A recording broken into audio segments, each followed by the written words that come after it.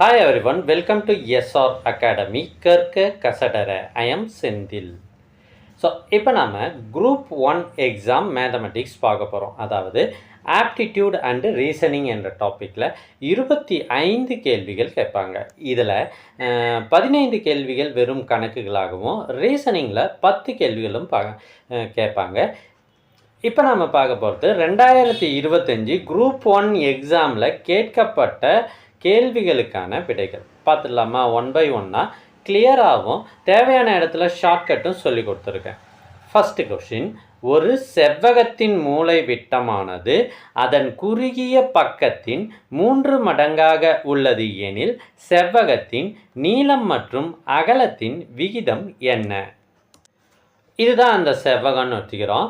இது நீளம், இது அகலம். இப்போ கேள்வியில் என்ன சொல்கிறாங்க, அதன் மூலை விட்டம் டயகனல் இருக்கு இல்லையா, அது குறுகிய பக்கம் இந்த பி வச்சுக்குவோம், அதனுடைய 3 மடங்காக உள்ளது. அதாவது D is equal to 3b. அவ்வளோதான். இப்போ பித்தாகரஸ் தேற்றப்படி நமக்கு d square is equal to l square plus b square.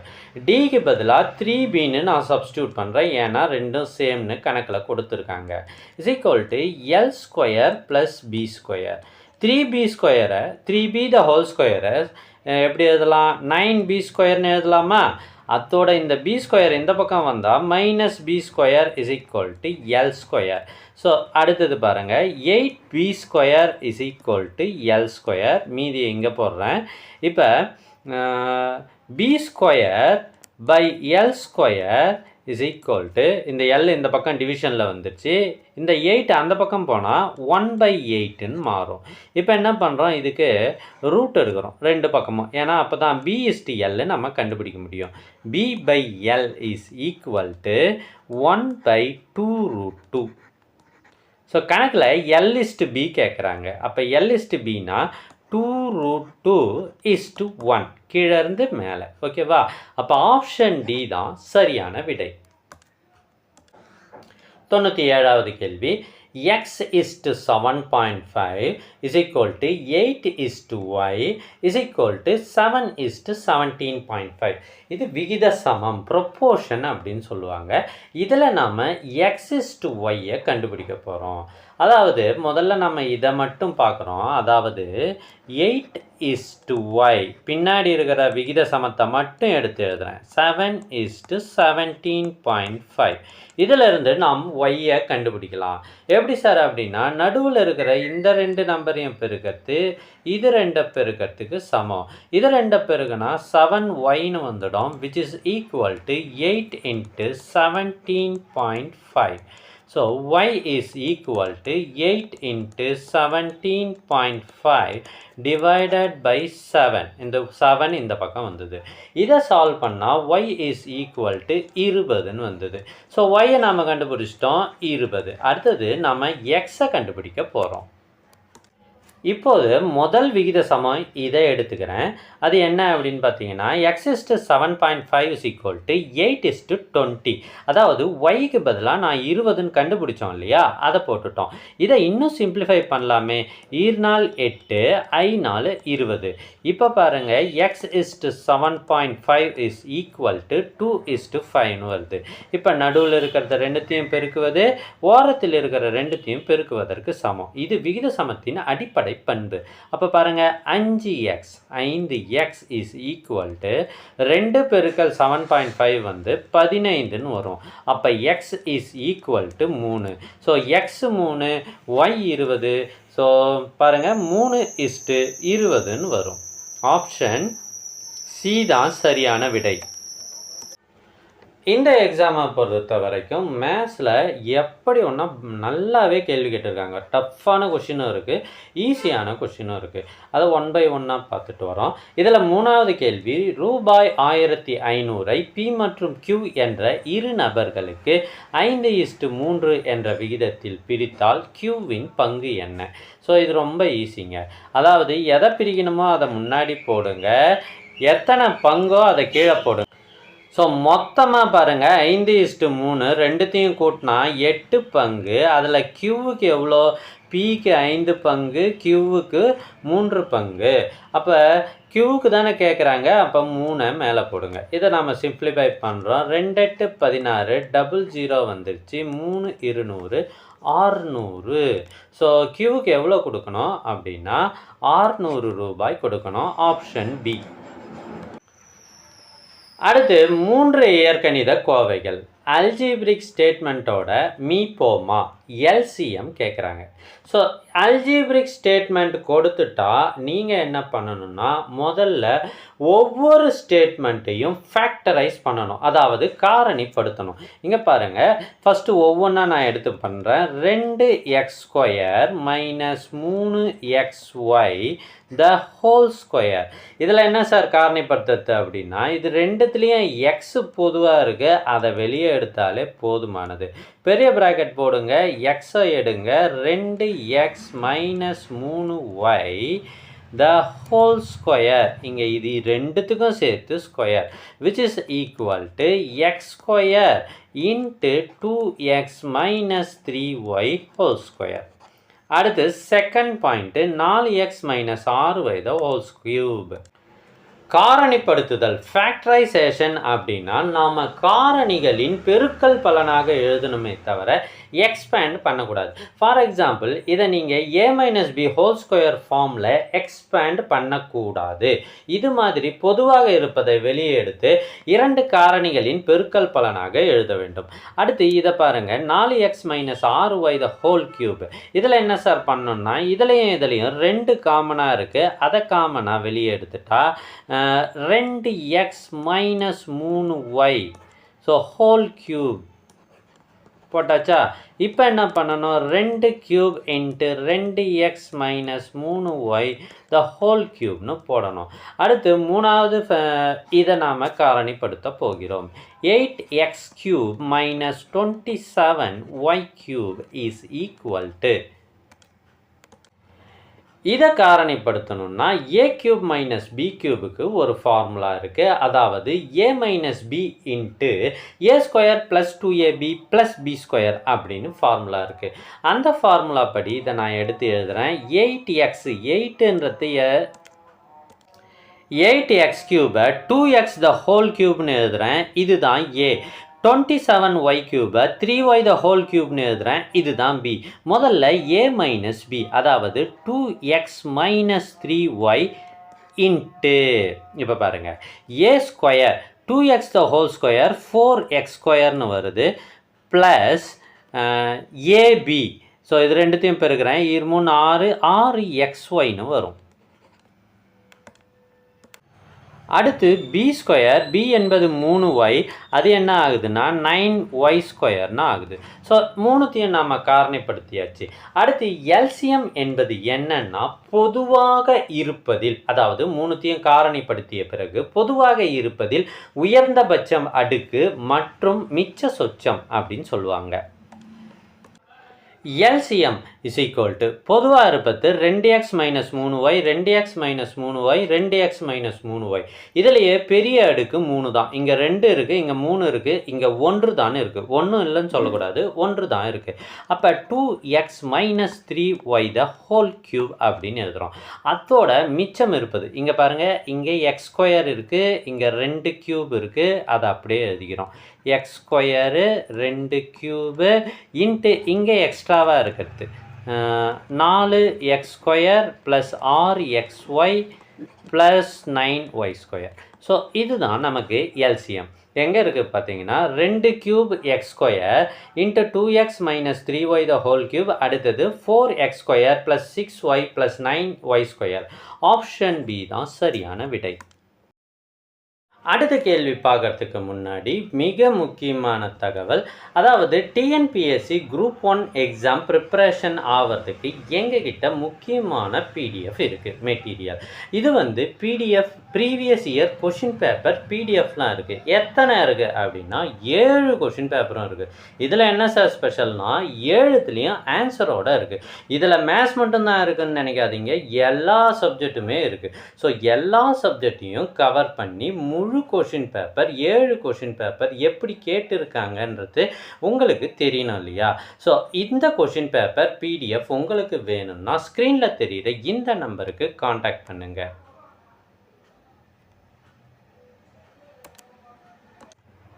அடுத்து 100வது கேள்வி. பீட்டர் என்பவர் ஒரு தேர்வின் அதிக மதிப்பெண்ணில், அதாவது மேக்சிமம் மார்க், மொத்த மார்க்குன்னு வச்சுக்கலாம், 100க்கு அப்படின்னு சொல்லுவோம் இல்லையா, அது மாதிரி அதிக மதிப்பெண்ணில் 30% பெற்று 10 மதிப்பெண்கள் வித்தியாசத்தில் தோல்வி அடைகிறார். இவர் 30% மார்க் வாங்கினார், ஆனால் 10 மார்க் எடுத்திருந்தா அவர் பாஸ் ஆகிட்டு இருப்பார். மேலும் பால் என்பவர் அதே தேர்வினை எழுதி மொத்த மதிப்பெண்ணில் 40% பெற்று தேர்ச்சி பெறுவதற்கான மதிப்பெண்ணை காட்டிலும் 15 மதிப்பெண்கள் அதிகம் பெறுகிறார். பால் என்ன பண்ணுறாருன்னா 40% மார்க் எடுத்தார், அவர் பாஸ் மார்க்கை விட 15 மார்க் அதிகமாக எடுத்தார். அப்படின்னா அந்த பாஸ் மார்க் தேர்ச்சி மதிப்பெண் எவ்வளவு?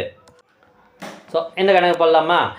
மொத்த மதிப்பெண்ணை நம்ம எக்ஸ்ன்னு வச்சுக்கிறோம். பீட்டர் என்ன பண்ணார், அதில் 30% மார்க் எடுத்தார். அதுவும் கூட ஒரு 10 மார்க்கை எடுத்திருந்தா அவர் பாஸ் ஆகிட்டு இருப்பார்.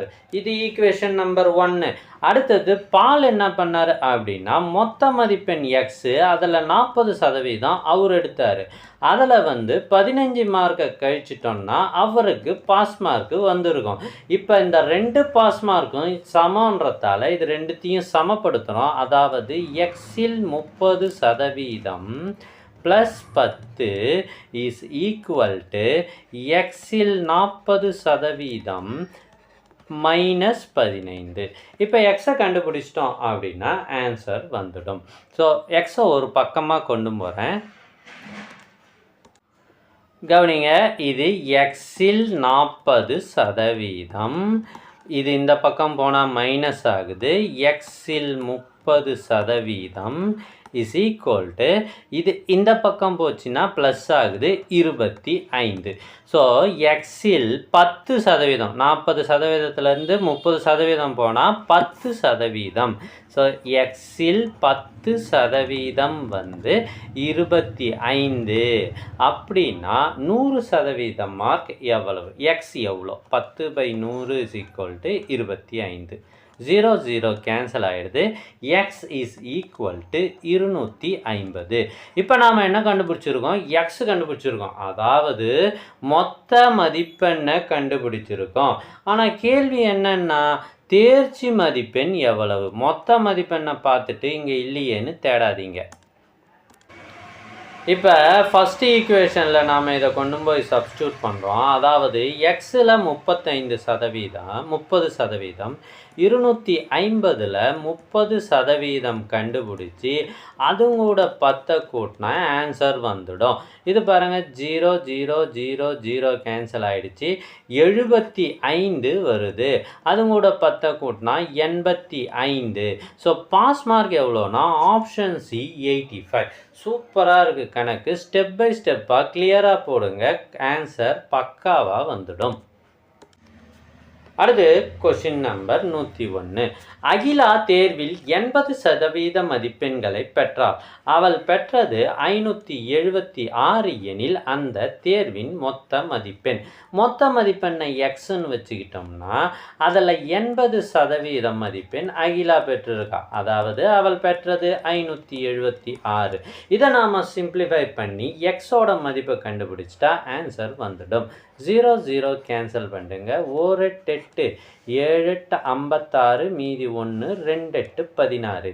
So X is equal to 72 பெருக்கல் 10 720. ஸோ 720 தான் மொத்த மதிப்பெண். Option A. ஒருவேளை இது நீட் தேர்வாக இருக்குமோ என்னவோ தெரியல, மொத்த மதிப்பெண் 720ன்னு வருது. அடுத்த உறுப்பை காண்கன்னு ஒரு தொடர் வரிசை கொடுத்துருக்காங்க. இது ரீசனிங்கில் வரும், கவனிங்க. இது ஸ்கூல் புக்கிலலாம் இருக்காது பெரும்பாலும். 0.5 0.6. இது ரெண்டுத்துக்கும் டிஃப்ரென்ஸ் என்னன்னு பார்த்தீங்கன்னா 0.1. இது ரெண்டுத்துக்கும் டிஃப்ரென்ஸ் கண்டுபிடிங்க, 0.9 வரும். அப்போ இது ரெண்டுத்துக்கும் டிஃப்ரென்ஸ் கண்டுபிடிச்சா 2.5. 2.5. இது ரெண்டுத்துக்கும் டிஃப்ரென்ஸ் கண்டுபிடிச்சோம்னா 4. 4.9 8.9லேருந்து 4 கழிச்சிட்டோம்னா 4.9. சார் இதில் ஒன்றுமே புரியலையே அப்படின்னு உங்களுக்கு தோணலாம். திரும்பவும் இது ரெண்டுத்துக்கும் டிஃப்ரென்ஸ் கண்டுபிடிங்க.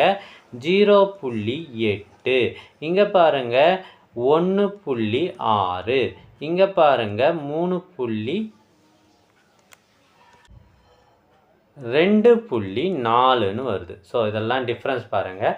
இது பாருங்களேன் 8, 16, 24 அப்படி வருதா 0.8 கூடுது. அப்போ அடுத்த நம்பருக்கு டிஃப்ரென்ஸ் 3.2ன்னு வரணும். அப்போ அடுத்த எண் இது ரெண்டுத்தையும் கூட்டுறோம். அப்போ என்ன வரும் 0.11 மீதி 1 8.1. அப்போ இது ரெண்டுத்தையும் கூட்டி அடுத்த எண்ணை எழுதுங்க 17.0ன்னு வரும். ஆப்ஷன் டி தான் சரியான விடை. இதை திரும்பவும் போட்டு பாருங்கள், உங்களுக்கு தெளிவாக புரிஞ்சிடும். டிஎன்பிஎஸ்சி எழுதுகிறவங்களுக்கு ஆப்டிடியூட் அண்ட் ரீசனிங் அதாங்க மேத்ஸ். இதில் நாங்கள் டெஸ்ட் பேட்ச் நடத்துகிறோம். இந்த டெஸ்ட் பேட்ச்சு டாபிக் வைஸாக டிஎன்பிஎஸ்சியோட அனைத்து சிலபஸும் கவர் பண்ணுற மாதிரி இருக்கும். அது மட்டும் இல்லாமல் இதில் 6 ஃபுல் டெஸ்ட்டும் வைக்கிறோம். இதில் மொத்தமாக 20 தேர்வுகள் நன்றாக தரமான கேள்விகளாக இருக்கும். இந்த டாபிக் வைஸ் டெஸ்ட்டை பீரியாடிக்காக நீங்கள் ப்ரிப்பேர் பண்ணாலே போதும். மேத்ஸை பற்றி எந்த கவலையுமே தேவையில்லை.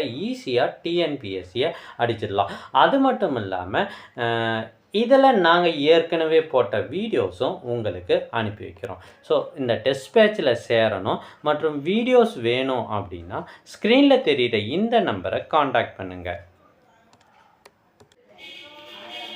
ABCDE மற்றும் F ஆகியோர் ஒன்றுவிட்ட சகோதரர்கள். அவர்களில் எந்த 2 சகோதரர்களும் ஒத்த வயதினர் அல்ல. ஒரே வயசு அவங்களுக்கு யாருக்குமே கிடையாது.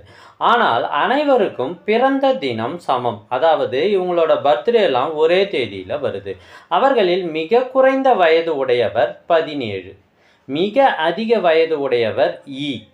அவருடைய வயது 22. ஸோ மிக அதிக வயதுடையவரை மேலே எழுதிடலாம், அவரோட வயசை இங்கே எழுதிடலாம். நல்லா கேப் விட்டு எழுதுங்க. அப்போ தான் நடுவில் நாம் எதையும் சொருவத்துக்கு ஈஸியாக இருக்கும். ஓகேவா?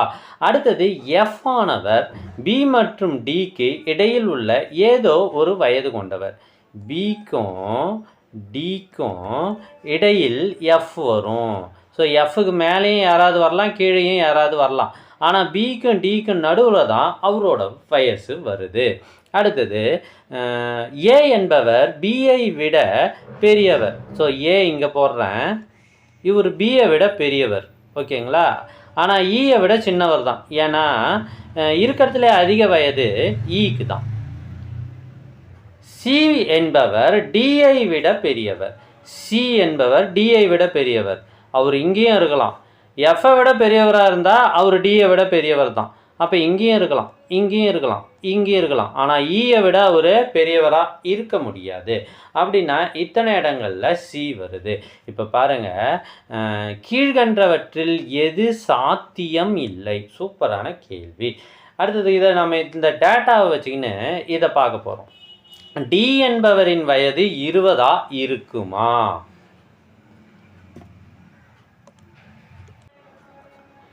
இதில் பார்த்தீங்கன்னா டி என்பவர் தான் இருக்கத்திலே சிறிய வயது. அவருக்கு 17 வயதுன்னு கணக்கில் இருக்குது.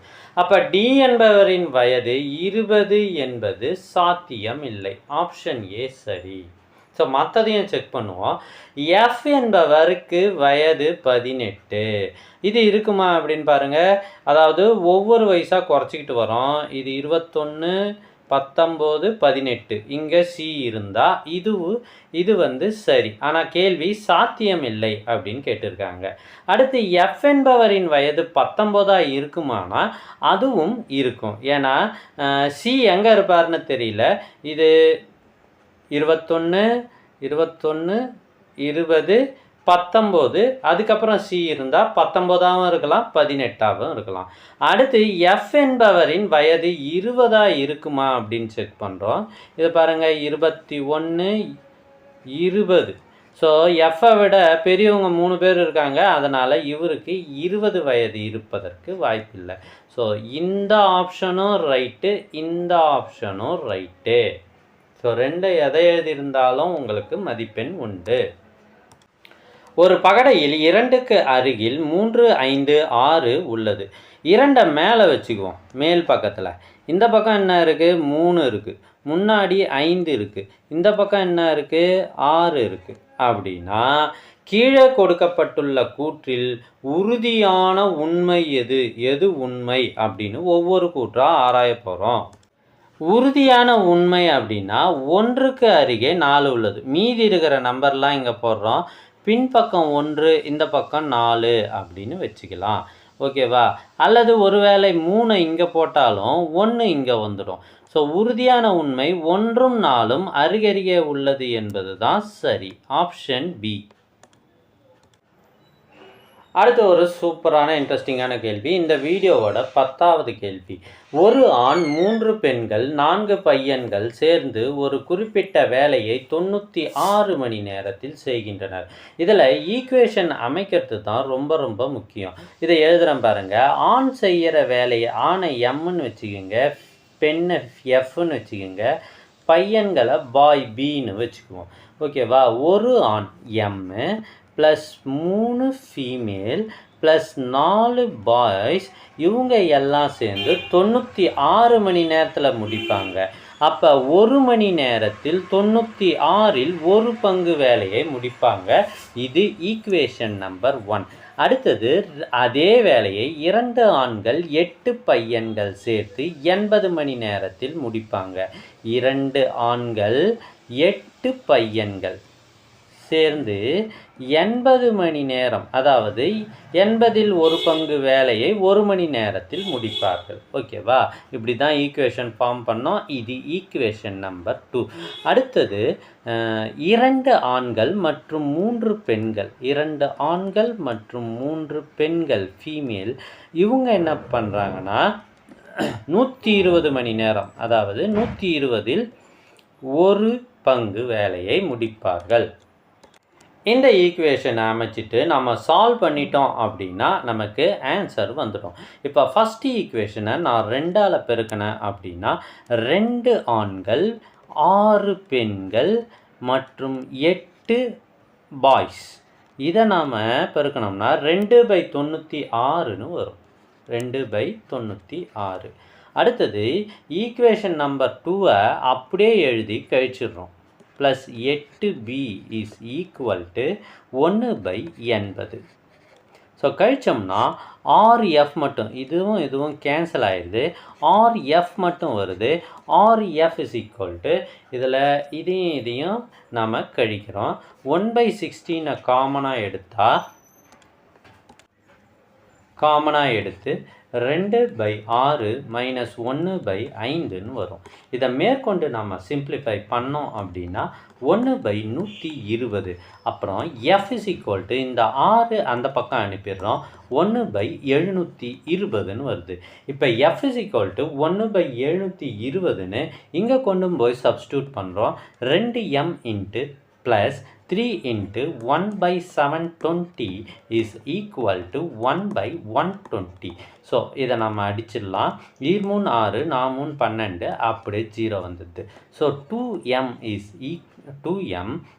Plus is equal to 1/120 minus 1/240. So இதை மேலே கீழே 2ஆல் பெருக்கிறோம் அப்படின்னா நமக்கு பாருங்கள் கீழே 240 வந்துடுது. 1/120 வருது. இந்த 2m தான் கண்டுபிடிச்சிருக்கோம். m இப்படி கண்டுபிடிக்கணும்னா 1/240 வரும். இங்கே 1/240 வரும். அடுத்து m இஸ் ஈக்குவல் டு 1/480ன்னு வரும். இப்போ கேள்வி என்ன கேட்குறாங்க? 5 ஆண்கள் மற்றும் 12 பையன்கள் அதே வேலையை செய்ய எடுத்துக்கொள்ளும் நேரம். எம்மோட வேல்யூவை 3வது ஈக்குவேஷனில் ரெண்டாவது ஈக்குவேஷனில் சப்ஸ்டியூட் பண்ணுறோம். அப்போ நம்ம எம்மோட வேல்யூவை சப்ஸ்டியூட் பண்ணால் b இஸ் ஈக்குவல் டு 1/960ன்னு வருது. இப்போ கேள்விக்கு வரும். 5 ஆண்கள் 5m ப்ளஸ் 12b இதனோட மதிப்பை கண்டுபிடிக்கிறோம். m என்ன கண்டுபிடிச்சோம்? 1/480 ப்ளஸ் 12 இன்ட்டு b 1/960. இதை நாம் சிம்பிளிஃபை பண்ணால் 11/480 வருது. ஸோ இதை நாம் என்ன கண்டுபிடிக்க போகிறோம்? இதனுடைய தலையீடு தான் மணிகள். ஓகேவா? இப்போ 480 11 பங்கு வேலையை இவர்கள் முடிப்பார்கள்.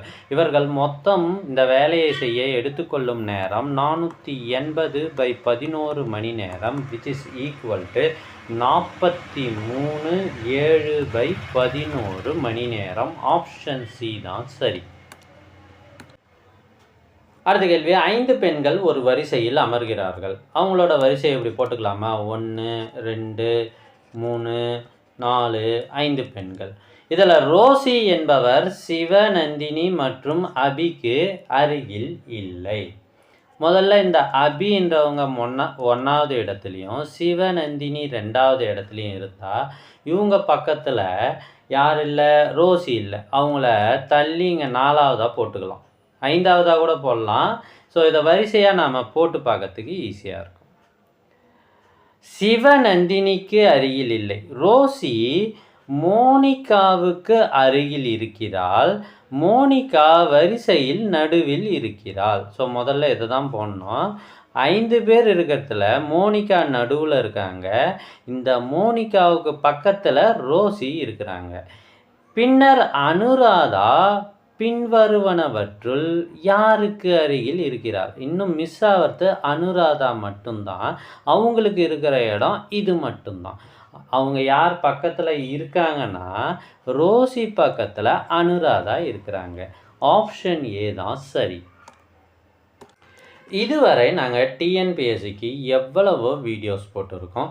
டாபிக் வைஸாகவும் போட்டிருக்கோம். Previous year question papers and ஆன்சர்ஸை சால்வ் பண்ணியும் போட்டிருக்கோம். இந்த வீடியோஸ்லாம் எல்லாருக்குமே ஃப்ரீயாக கொடுக்க போகிறாங்க. இது எஸ்ஆர் அகாடமியோட ப்ராமிஸ். இந்த வீடியோஸ் உங்களுக்கு வாட்ஸ்அப்பில் வேணும் அப்படின்னா ஸ்க்ரீனில் தெரியுற இந்த நம்பருக்கு வாட்ஸ்அப் மெசேஜ் பண்ணுங்கள் அல்லது காண்டாக்ட் பண்ணுங்கள். உங்களுக்கு வீடியோஸ் அனுப்பி வைக்கப்படும். இந்த வீடியோவோட கடைசி பகுதிக்கு வந்துட்டோம். இதனுடைய பார்ட் 2 வீடியோ வெகு விரைவில் வெளியிட போகிறோம். ஸோ மறக்காமல் நம்ம சேனலை சப்ஸ்கிரைப் பண்ணி வச்சிட்டிங்கன்னா தொடர்ந்து நாங்கள் போடுற வீடியோக்கள் உங்களுக்கு வந்து சேரும். Question number 187. 8 நபர்கள் ஒரு நாளைக்கு 9 மணி நேரம் வேலை செய்தால் ஒரு வேலையை 20 நாட்களில் முடிப்பர். அதே வேலையை 12 நபர்கள் ஒரு நாளைக்கு 10 மணி நேரம் வேலை செய்தால் எத்தனை நாட்களில் முடிப்பர்? ஸோ இது நபர் வேலை இந்த கணக்கு. இது பிஹெச்டி ஃபார்முலா அப்படின்னு இருக்குது. அது என்ன சார் அப்படின்னா P1H1D1 by W1 is equal to P2H2D2 by W2. இதில் P1 என்ன? பர்சன்ஸ்னு அர்த்தம். P என்பது பர்சன்ஸ். 8 நபர்கள் எத்தனை மணி நேரம்? ஹவர்ஸ். H1. அடுத்தது வேலை செய்தால் ஒரு வேலை எத்தனை நாளில் முடிப்பாங்க? 20. இது D1. அடுத்து 12 நபர்கள் P2. ஒரு நாளைக்கு 10 மணி நேரம் வேலை செய்கிறாங்க. H2. அடுத்தது D2 என்ன? எத்தனை நாட்களில் முடிப்பார்கள்? சார் W1 W2 கொடுக்கலையே. கொடுக்கலன்னா அப்படியே விட்டுடலாம். ஏன்னா ரெண்டுமே ஒரே வேலை தான். ஸோ கேன்சல் ஆகிடுது ஈக்குவேஷன். ஸோ அடுத்து இதை எடுத்து அப்படியே சப்ஸ்டியூட் பண்ணுங்கள், ஆன்சர் வந்துடும். 8 × 9 × 20 is equal to 12 × 10 × D2. So simplify பண்ணுவோமா? ஒரு 10 10, 2 10 20, 1 2 6 2 12, 2 3 6, 3 9, 1 2 4 2 8. ஸோ மிச்சம் இருப்பது 4 × 3 12 மட்டுமே. ஸோ ஆப்ஷன் டி 12 நாட்கள் என்பதே சரி. இந்த வீடியோவை கடைசி வரை பார்த்த உங்களுடைய மன உறுதியை மனதார பாராட்டுகிறேன். கண்டிப்பாக வெற்றிக்கான உங்களுடைய லட்சியம் எங்களுக்கு தெரிகிறது. மறக்காமல் லைக் பண்ணுங்கள். இந்த வீடியோ யூஸ்ஃபுல்னு கமெண்ட் பண்ணுங்கள். அப்போ தான் அடுத்தடுத்த வீடியோக்கள் போடுறதுக்கு எனக்கு உற்சாகமாக இருக்கும். தேங்க்யூ ஃபார் வாட்சிங்.